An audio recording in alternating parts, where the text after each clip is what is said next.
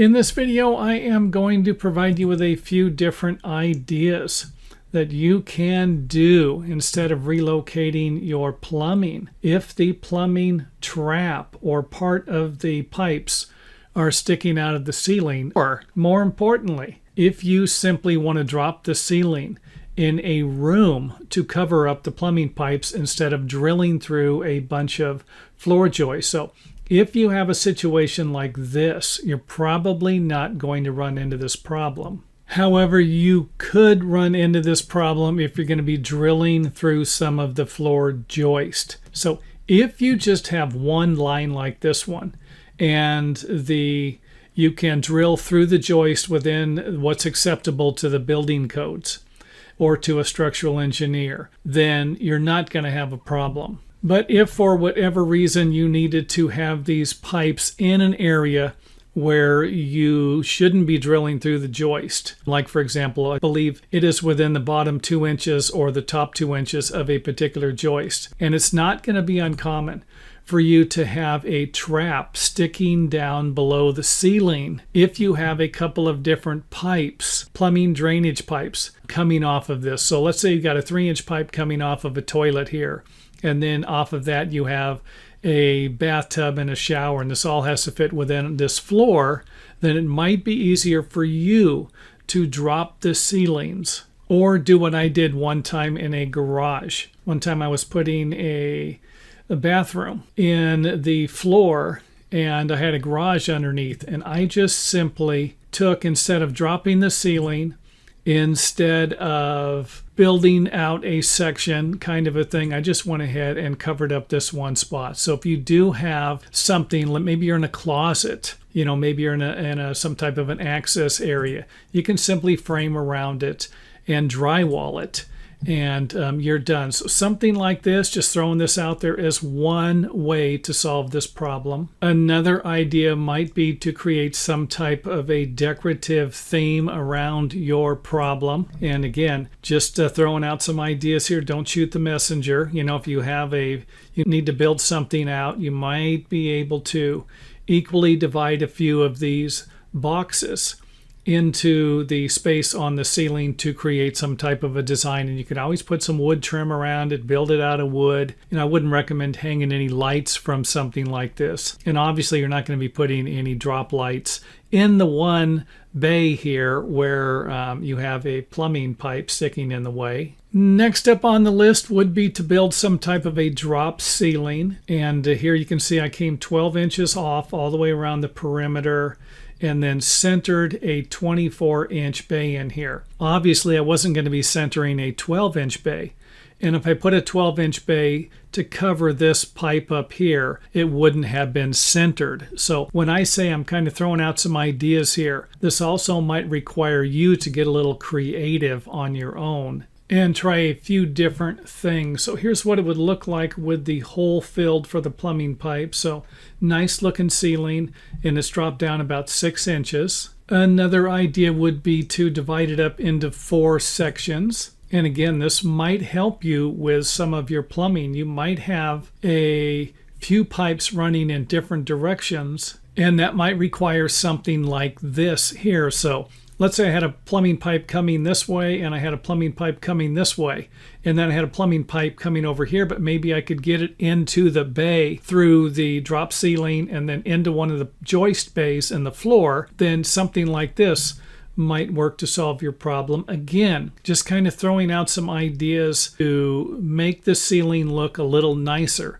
than it would if you just kind of put a little square up there, off-centered and off to the side. And people come by, what's that? Something like this, they're not even going to question. However, this might not be the case if we need to drop this thing 12 or 16 inches just to get the plumbing in. So let's also take that into consideration before we drop our ceiling. You want to actually have some headroom in the area. And again, if you're in an office or a bedroom, let's say, and you're doing a remodel project, and the only way you're going to be able to do this is to drop the ceiling and have a 7-foot clearance or whatever the minimum would be for your area, then go for it. It's going to be up to you and the property owner to figure out what's going to be more acceptable and what isn't. Something else you might need to do to get your ceiling to work will be to offset the plumbing. So you might have a pipe coming out right here and a toilet centered over here, and you could simply move it a little bit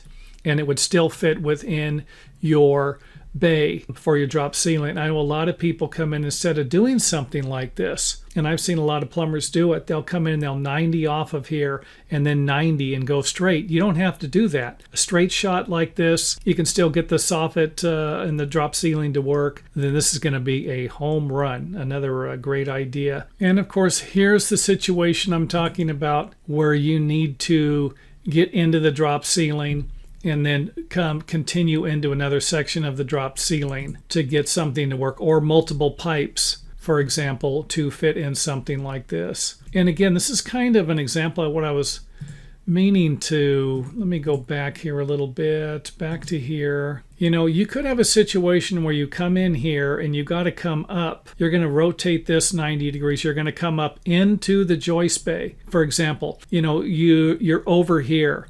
And this right here is the area that's not going to be dropped. You're not going to have this section drop just over here. You could come up into the bay here and then over and something like that. So don't think that the entire ceiling needs to drop where your pipes are going to be located. If you can get them somehow up into the floor joist bay, into this area, and run it whatever distance needs to be ran, then just don't forget, keep that in mind.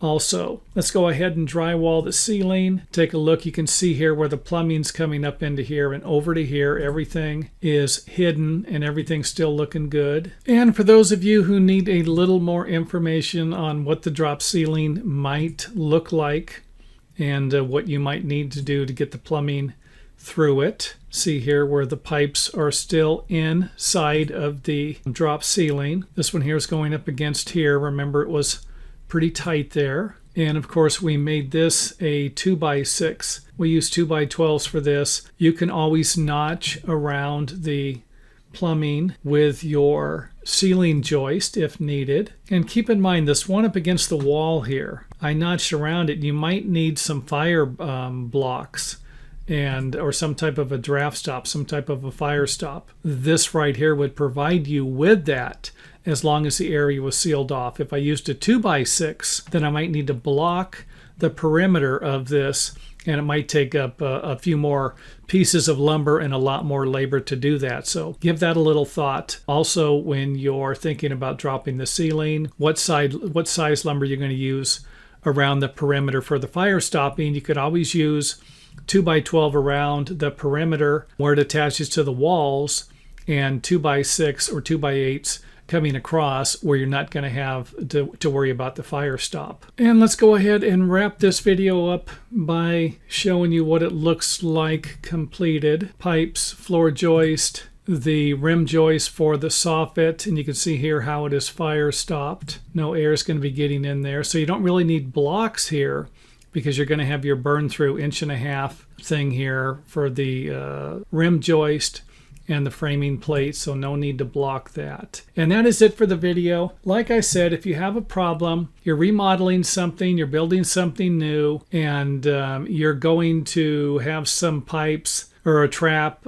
sticking out of the ceiling a little bit, then this just might help you out here. Now, next up, let's go ahead and take a look at another project that you might be able to learn something from. Starting with our first design problem that I hope you never run into. So you can see here where we have the toilet flange sticking up about 2 inches. And the reason for that is because there isn't enough room for the pipe, because the joists are not tall enough. So even though the engineer or your span charts allow you to use smaller joist on some of your projects and this tiny home like we have here, it will definitely be something you need to think about. And the easiest fix for this project here will be to simply lower the plumbing pipe and build a drop ceiling underneath the area. And I'm not about to suggest that's going to work every time, but it does seem like the best option here. And don't forget, it's not just going to be the pipe, it's going to be the fittings that those pipes are going to connect to. For someone who might plan on pre-assembling these plumbing components to get the measurements they need to figure out if those pipes will actually fit in the height of those joists. And for a 3 or 4 inch pipe, that's going to be an 1/8 of an inch minimum. And for the 2 inch and the 1.5 inch pipes, it's going to need to be 1/4 of an inch per foot minimum drainage slope.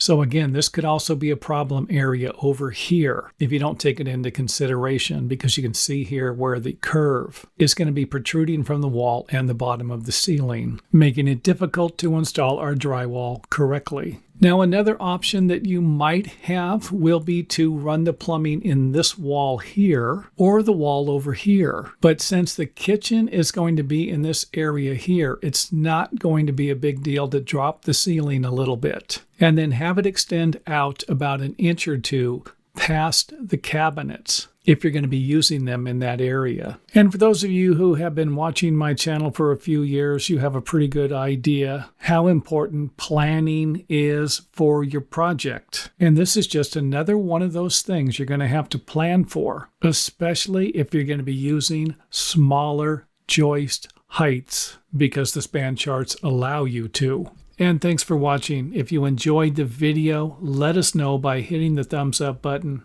or letting us know in the comment area.